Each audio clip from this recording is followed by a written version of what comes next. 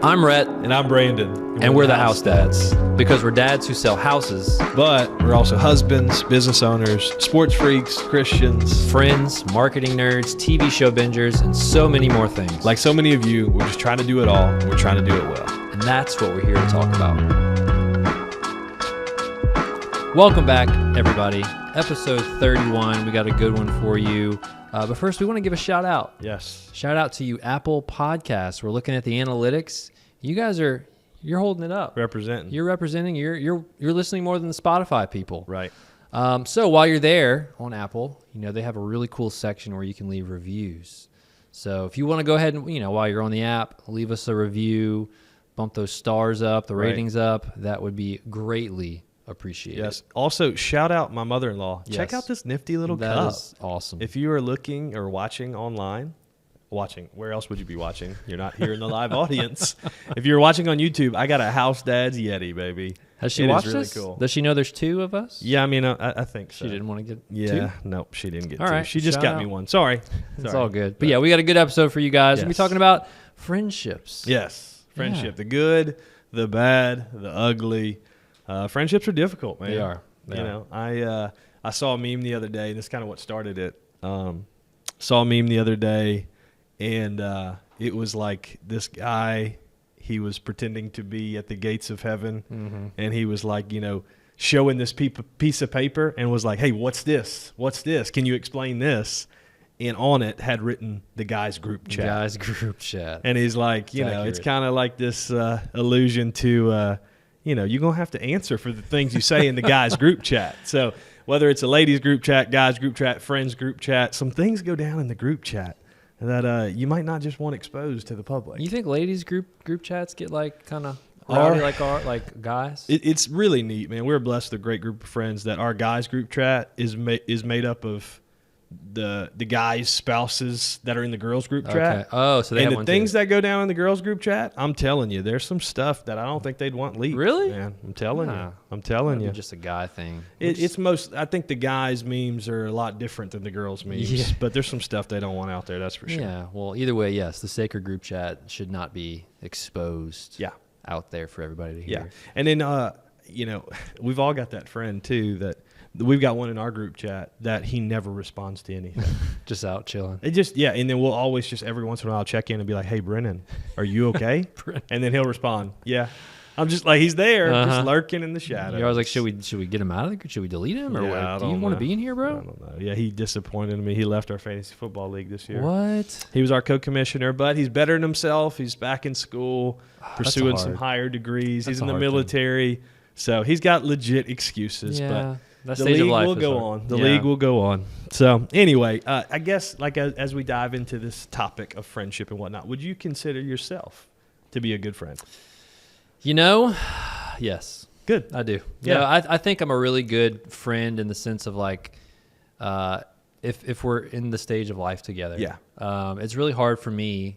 I should definitely work on it, but to keep in touch with people. Yeah, if they move out, like I've had some really good friends and they move for jobs or whatnot, but it's been really hard to keep in touch and keep that same what friends are for kind of thing. Proximity has a big part to play in friendships. Yeah, that's probably my downfall. It's something that we'll talk about too and as we go, but it gets harder the older that we get to maintain healthy friendships. Yeah. One thing I'm thankful for, and to get mushy on set, I'm thankful for your friendship, bro. I know, he's about to cry. But no, seriously, Rhett and I, we started this together, and we were friends. We were friendly, but really didn't know each other incredibly well. But over, doing 31 episodes together, get to know each other pretty well. Yeah. And I'm glad to be doing this with you, and I'm glad for your friendship, man. Same to you, man. And one day we'll play golf together. But that'll take our friendship to a whole nother level. You'll probably see a side of me that you hadn't seen before. Same. Not such a good one. Golf can bring out the good and the bad. They really can. All of it. They really can. But yeah, you are right. Friendships are ever evolving, and it's funny because when you're younger, when you're in school, it's so easy to make friends. Like especially when you're in school because you're seeing the same people over and over. Like you just have to show up to school and your friends are there. We actually dropped off Madison at kindergarten today, and she didn't know anybody. This is a new school, and I thought like, man, this for me, I'd be so nervous. And she sat down.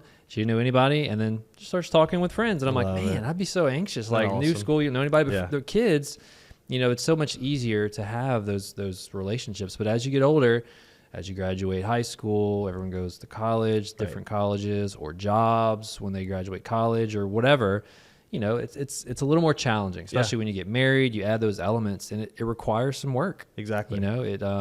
It's just not as easy as it was. Right. It's easy in school. It's like, oh, I love your shoes, and then it's over. Exactly. We're tight. And then you get a little bit older, and even in high school, it's like, okay, well, you play football together, you do this together, it's easy to be friends. You have a class together. Right. And then you do that transition in the 20s where people move away and start careers and start families, and then we can both speak on the challenges of friendships in your 30s when you're juggling careers and families and other responsibilities, that most of the time the thing that takes the back seat is maintaining friendships. Yes. And it's just because it gets harder to prioritize. You don't see your friends as frequently as you did. And so that's why then the quality of the connection becomes so much more important. Like what you're seeking more is deeper, meaningful friendships where you can, like you said, you're doing life together. Yeah. Yeah, life can key. Life can get obviously hard when you're younger, but like of course when you're older, you're just kind of going through some thick stuff, and having those quality friendships really helps you get through it. But yeah, and nobody seems to have the same I guess stages of life. Like one could go to college, one could go straight to the workforce. One's going to get married, one's still single. Like it's just everyone's doing their own life, and it's hard. It's changing. And so, the overall theme of what we're going to be talking about today is good friendships take work. Yeah. Right? And so we're going to talk about some things that like you need to implement in your friendships to be able to have meaningful, good friendships, and some of the things that we got to avoid. And so the first thing I want you to think about today is that you got to be grateful for the friends that you do have. Amen. Right? It's the old saying, like the grass isn't always greener. Mm-hmm. Sometimes you just need to water the grass where you're at. Yep. A lot of times, and you've heard me say this before on other episodes, and it's the truth in anything, that the easiest way to lose something is to take it for granted. Mm-hmm. Most of the friendships that we used to have that were meaningful and great and impactful, and we took it for granted. We didn't really invest in it. We didn't really spend any time. We take those people for granted. So what ends up happening is we lose them. Yeah.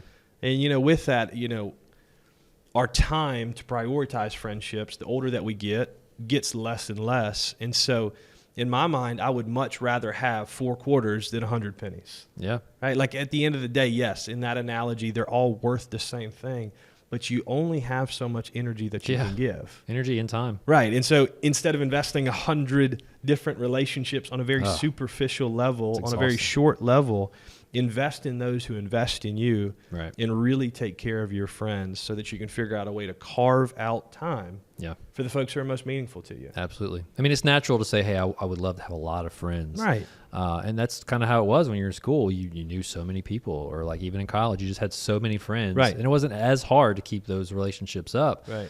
But yeah, it's easy to like say, hey, I want all those. But yeah, that's exhausting. It is. You need to really kind of just zone in and be thankful for the core group that you have. Yeah, and it's so easy, and I don't want to discourage anybody. We're blessed with a cool opportunity like in our church and everything like that, where we got a big group of friends, but we've been through seasons of life where Courtney and I would look at each other in the night and we'd be like, we need some friends.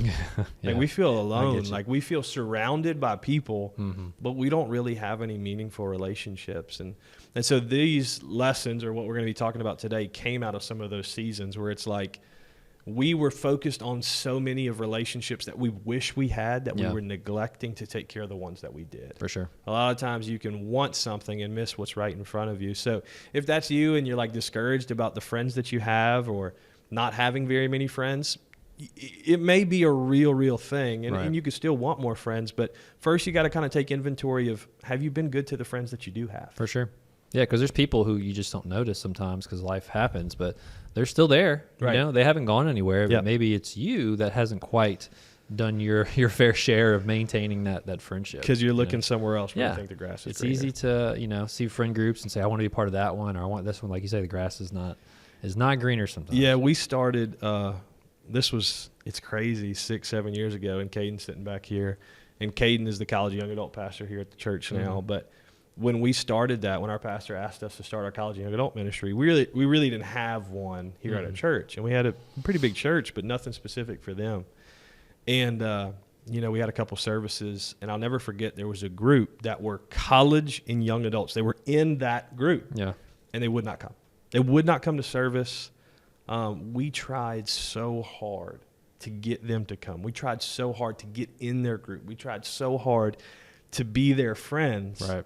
And we neglected the people that were right there in front of us. Yeah. And so, it's so often we want something. We're like, oh, I want to be a part of that group. And it's like, man, water the grass where you're at. And it's also, too, like when you go into another stage of life, like if you have kids or if you get married, it's almost easy to say, all right, now I want to go into this married couple group, or I want to go into this this group with the parents. But like you still have some single friends over here that are solid, right? And they're willing to do their fair share and adjust accordingly. But like you want that extra, but you're not. Again, you're missing what you have. Exactly. So yeah, it's good. So with that, kind of going into the next point, we need to have realistic expectations for yourself and your friendships. Yeah, it's important. So again, in high school, it was easy. You could kind of do whatever you wanted, and it was easy. You had so much more time, so much more energy.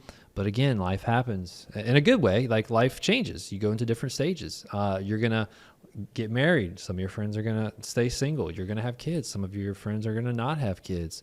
But when you want to maintain those relationships, you need to set realistic expectations of, hey, it doesn't have to sound like awkward or corny. Right. Like, hey, let's have a formal meeting of how this friendship. No, it's like, hey, I understand we all used to do this. We used to cut up in the group chat. We used to go play golf every week.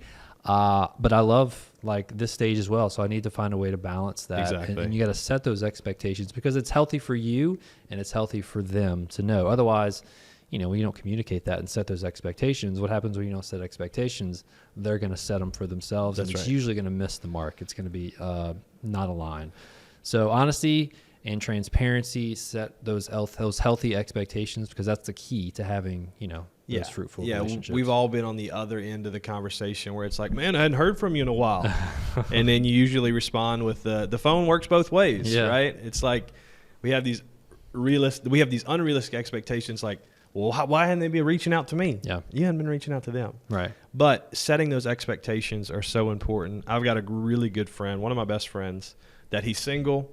And so the availability to the time the availability he has compared to my time is like night and day. Right. He's got a lot more time. Uh-huh. And so we had to have a conversation. And it was a great conversation because he's a good friend and he understood where I was like, hey, like, there is probably never, I don't like using the word never, but there is almost never going to be a chance that you text me at 5:00 and say, hey, what are you doing tonight? And I'm going to be able to do something. Right. Like that does not exist. Let me get my calendar out. Yeah, like that does not exist. Like, years and years ago before I was married, if you text me at 5:00, but hey, you want to do something? Yeah, sure. I'm probably just playing Call of Duty.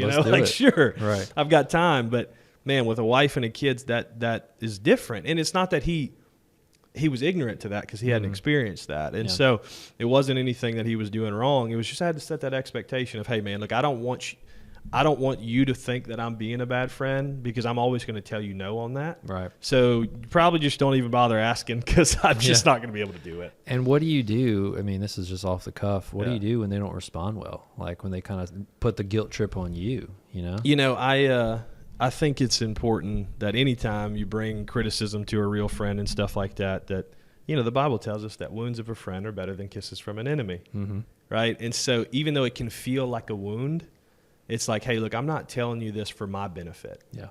I'm telling you this so that we can have a better relationship and a better friendship. And he handled that really, really well. If he would have responded poorly, I think I probably would have reevaluated our friendship. Yeah.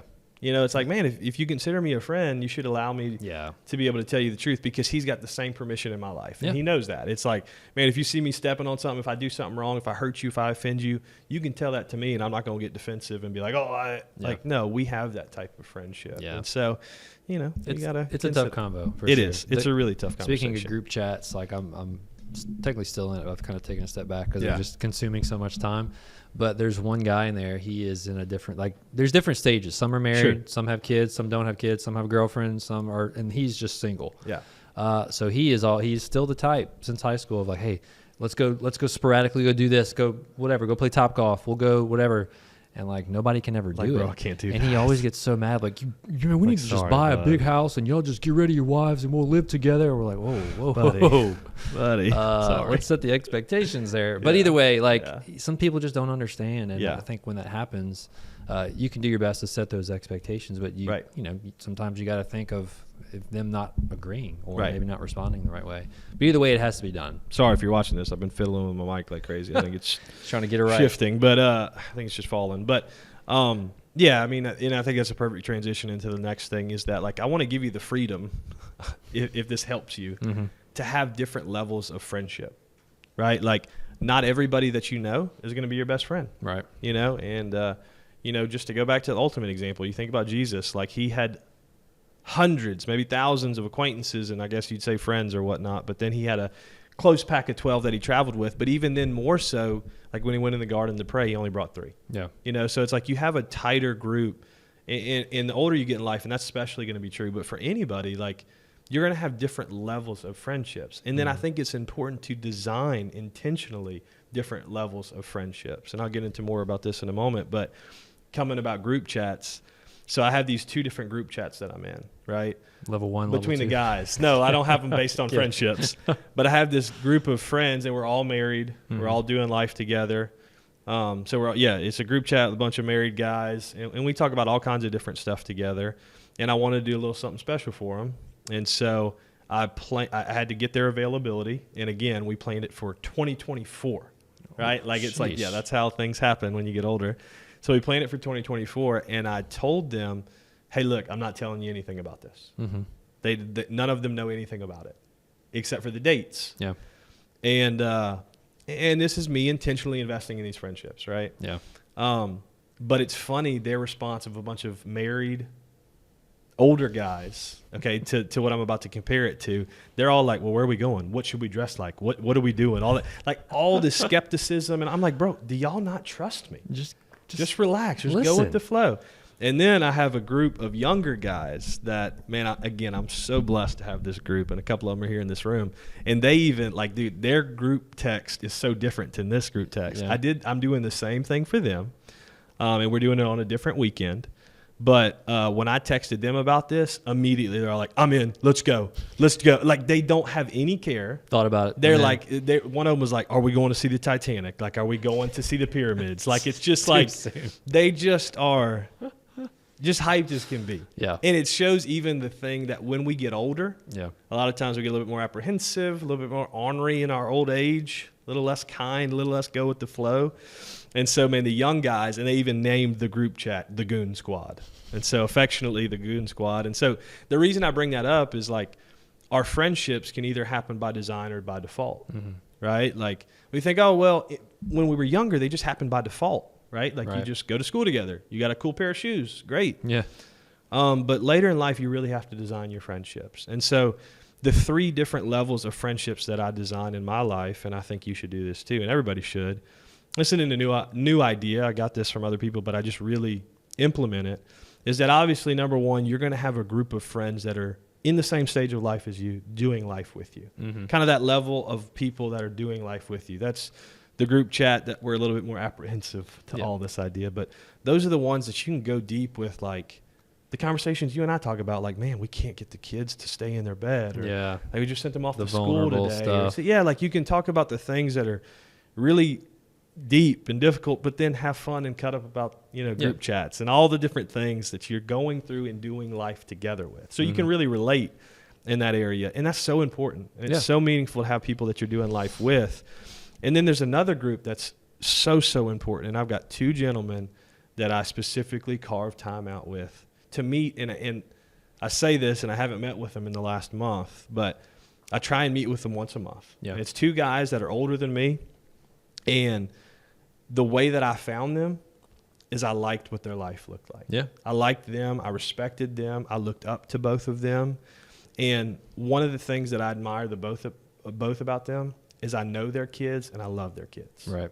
And so it's such a big deal to me to raise God-fearing children, to raise children who are just lights, just are nice to be around.